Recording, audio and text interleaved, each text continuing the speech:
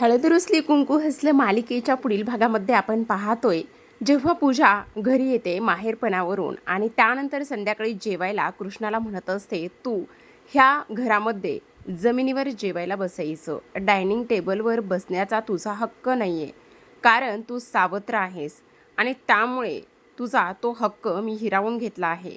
तेव्हा आढळरावांना फार राग येत असतो. आढळराव पूजावर ओरडतात आणि म्हणत असतात, खूप झालं, आता मी हे सगळं सहन करून घेणार नाही. जरी कृष्णा ह्या घरची सावत्र म्हणून तू हिणवत असलीस तरीसुद्धा तिला मी मुलगी मानले. ती माझी मुलगी आहे आणि माझ्या मुलीचा झालेला अपमान मी ह्या घरामध्ये सहन करून घेणार नाही. ही गोष्ट तू लक्षात ठेव.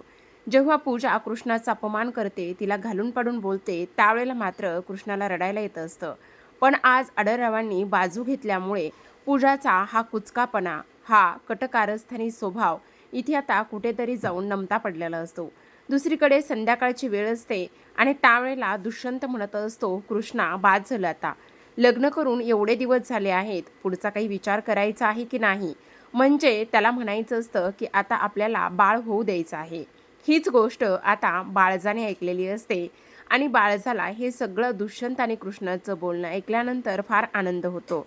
तेव्हा बाळजा कृष्णाला म्हणत असते, काय मग आता घरामध्ये ट्याव ट्याव ट्याव ट्यावचा आवाज घुमू द्यायचा आहे की नाही? पुढचा विचार करायचा आहे की नाही?